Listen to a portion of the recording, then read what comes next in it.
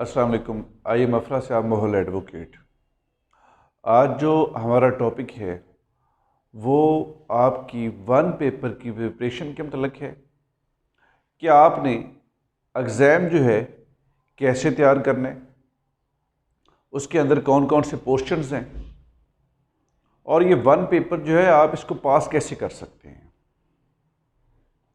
Topic शुरू करने से पहले मैं आपको ये बता दूं कि हमारी एकेडमी में जो नया सेशन स्टार्ट हो रहा है वो 29 नवंबर को शुरू हो रहा है।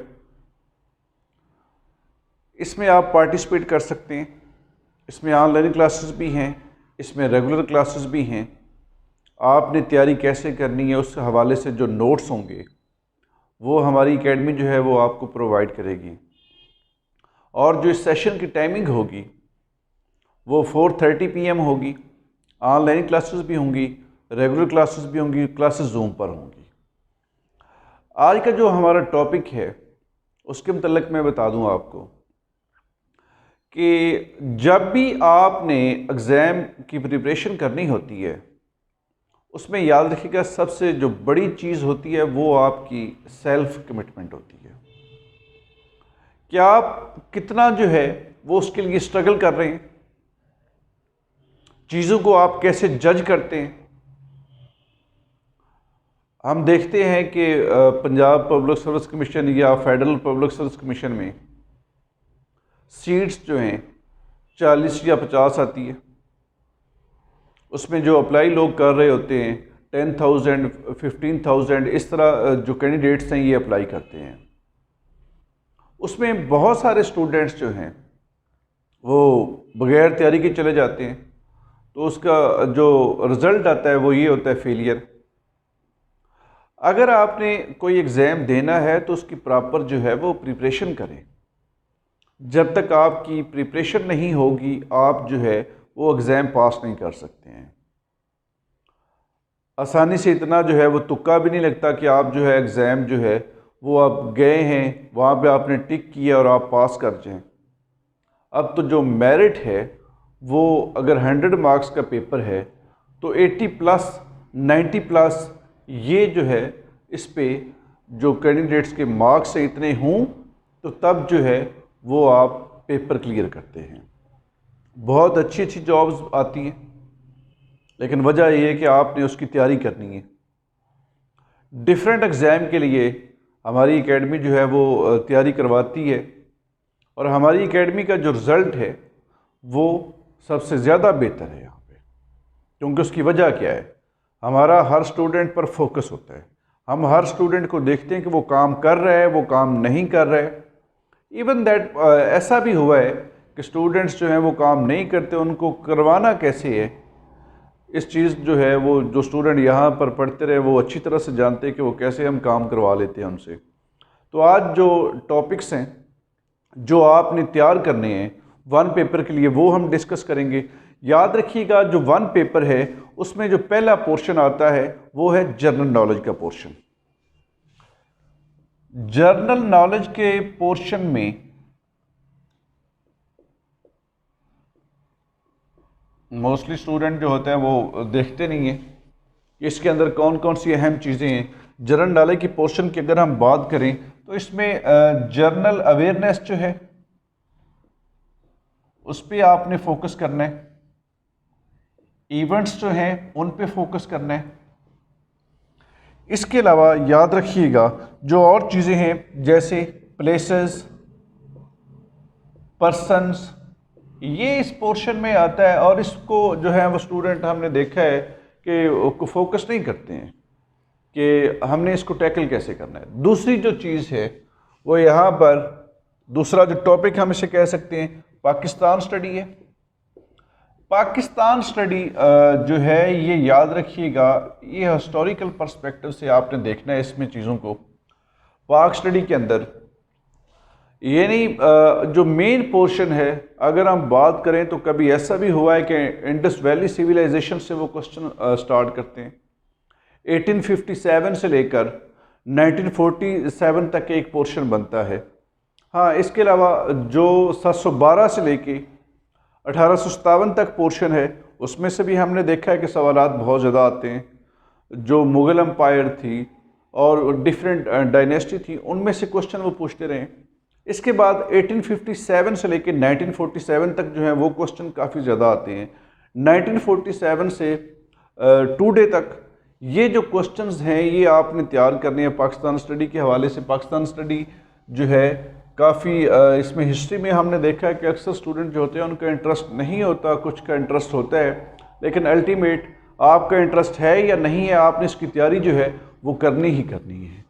तीसरा पोर्शन जो हमारे पास आता है जी, वो है इस्लामिक स्टडी का। इस्लामिक स्टडी इसमें जो स्टूडेंट हैं ये मैंने देखा है कि वो क्लियर कर जाते हैं।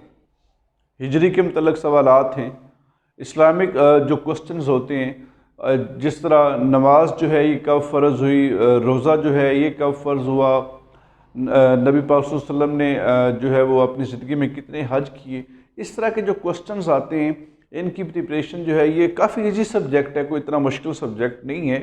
इस पोर्शन को आप आसानी से क्लियर कर सकते हैं। इसके बाद जो नेक्स्ट पोर्शन हमारे पास है जी, वो है करंट अफेयर का। करंट अफेयर के लिए सबसे बेहतरीन चीज़ जो है ये न्यूज़पेपर होता है जी। अब कौन सा न्यूज़पेपर? कुछ लोग जो हैं वो जंग देखते हैं, कुछ जो है वो डॉन न्यूज़पेपर देखते हैं। आप न्यूज़पेपर जो है उसको अगर आप रेगुलर रीडर हैं तो आप इस पोर्शन को क्लियर आसानी से कर लेते हैं। करंट अफेयर के अंदर पर्सनैलिटीज़ का भी पूछ सकते हैं, किस मुल्क का कौन प्राइम मिनिस्टर है, मौजूदा सदर का नाम बताएं, वज़ीर कानून का नाम बताएं।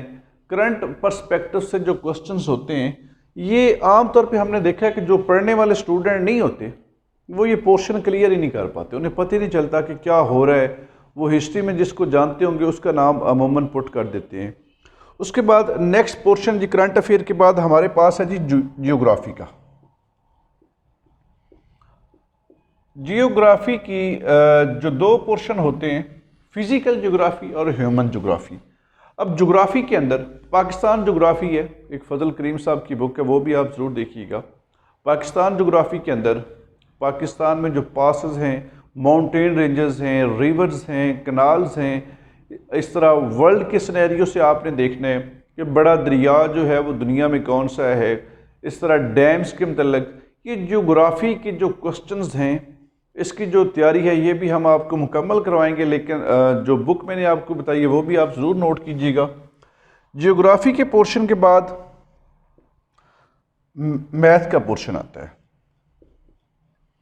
जियोग्राफी के लिए जो है वो हम सिखाते हैं आपको जो है, क्योंकि हमारी जो स्टडी होती है वो हम थ्रू मैप्स आपको सिखाते हैं।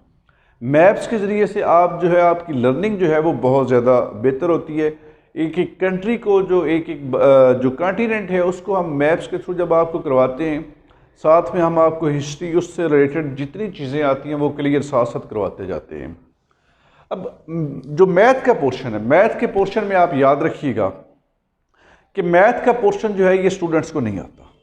अगर हम बात करें, अगर 100 जो हैं वो स्टूडेंट कैंडिडेट जो हैं वो पेपर दे रहे हैं तो उसमें 90 स्टूडेंट्स जो हैं उनकी मैथ में तैयारी नहीं होती है।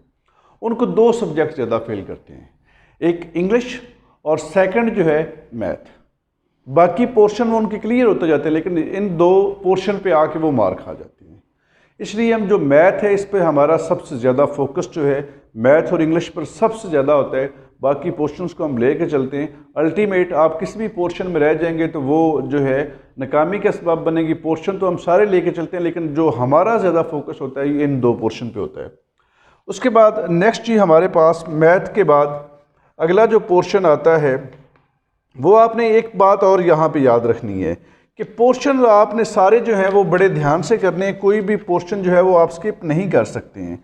इंग्लिश का पोर्शन है जी स्पेशल, इसमें यूजेज, ग्रामर, ये जो है प्रपोजिशंस वगैरह इसके अंदर जो आती हैं, एडियम्स, पेयर ऑफ वर्ड्स, कोई भी क्वेश्चन जो है वो आपको दे सकते हैं पंक्चुएशन तक। पार्ट्स ऑफ स्पीच जो है वो हम आपको करवाएंगे। आपकी जो ग्रामर है उसको हम बेहतर करते हैं। लेकिन ये याद रखिएगा कि ये आपको पहले मैं बता चुका हूँ कि जो मैथ और इंग्लिश का पोर्शन है यहाँ पर स्टूडेंट का जो है वो फोकस ज़्यादा होना चाहिए अगर आपने कोई भी पेपर जो है उसको पास करना है तो। उसके बाद नेक्स्ट जी हमारे पास पोर्शन जो 8वें नंबर पे है वो है उर्दू। जिस तरह इंग्लिश अहम है उस तरह उर्दू भी अहम है। उर्दू में जो शायर हैं, नावल निगार हैं या उर्दू ग्रामर है, उस पर जो है वो हम फोकस करते हैं, क्योंकि ये पोर्शन जो है ये होता ये कि अगर 100 स्टूडेंट हैं तो उसमें से 40 स्टूडेंट का उर्दू तैयार होता है, बाकी जो 60 होते हैं उनका उर्दू जो है वो तैयार नहीं होता। हालांकि हर कोई जो है वो आसानी से उर्दू बोल सकता है, उर्दू पढ़ते भी हैं, लेकिन इसकी जो तैयारी है वो इतना फोकस नहीं करते स्टूडेंट्स। नेक्स्ट जो हमारे पास 9th नंबर पर है जी, वो है एवरीडे साइंस। एवरीडे साइंस के अंदर ये मैंने EDS लिखा है, स्टैंड्स फॉर एवरीडे साइंस। अब एवरीडे साइंस के अंदर फिजिक्स, केमिस्ट्री, बायो ये मेन पोर्शन है। इसके अलावा डिफरेंट जो हमारे पास डिजीज़ हैं, जैसे कोविड है, डेंगू से रिलेटेड है, कौन से वायरस हैं, या इसके अलावा बैलेंस डाइट के मतलब जो क्वेश्चंस हैं ये आ जाते हैं। लेकिन ये पोर्शन जो है साइंटिस्ट हैं, इसके अलावा इन्वेंशंस हैं, अब्रीविएशंस हैं, ये सारी चीज़ें जो हैं ये हम आपको प्रिपेयर करवाते हैं। उसके बाद जो नेक्स्ट है हमारे पास वो है जी कंप्यूटर से रिलेटेड। कंप्यूटर से रिलेटेड स्टूडेंट जो हैं अमूमन दिलचस्पी नहीं लेते हैं। कंप्यूटर की जो बेसिक टर्मिनोलॉजी है, कंप्यूटर के अंदर जो ज़्यादातर सवालात आते हैं वो हम आपको करवाएंगे। इसके अंदर जो है वो 5 से 100 कर लेते हैं जब हम सवालात, तो उसमें से जो MCQ होते हैं तो उसमें से 10 जो हैं वो आपके जो हैं वो आने के चांसेस जो होते हैं वो ज़्यादा होते हैं। इस तरह ये 1 पेपर जो है ये हम उसकी जो प्रिपरेशन है ये हम आपको करवाते हैं। इसमें FPSC, PPSC, NTS या जितने एग्ज़ाम भी 1 पेपर से रिलेटेड हैं उसकी हम आपको तैयारी मुकम्मल करवाते हैं। अब डिफरेंट क्वेश्चंस भी हमसे स्टूडेंट्स पूछते हैं कि आप तैयारी कैसे करवाते हैं। देखिए, तैयारी जो है वो हमने करवानी होती है थ्रू मैप्स, थ्रू बुक्स। उसकी वजह, क्योंकि हमारे लिए जो सबसे अहम चीज़ होती है वो होती है जी, हम आपको जब तैयारी करवाते हैं तो आप पास भी हों। कंपटीशन बहुत ज़्यादा है, इस बात में कोई शक नहीं है कि कंपटीशन जो है वो कम है, कंपटीशन बहुत ज़्यादा है। सबसे ज़्यादा जो चीज़ मेन यहाँ पे फोकस करने वाली है वो ये बात भी है कि आपकी अपनी जो कमिटमेंट है वो सबसे ज़्यादा होनी चाहिए। देखिए, एकेडमी जो होती है या कोई अदारा होता है वो आपको लेके चलता है, आपको एक डायरेक्शन की तरफ लेके चलता है। पढ़ना आपने फिर भी खुद है, अगर आप मेरे पास या कहीं भी चले जाएंगे पढ़ना आपने खुद ही है।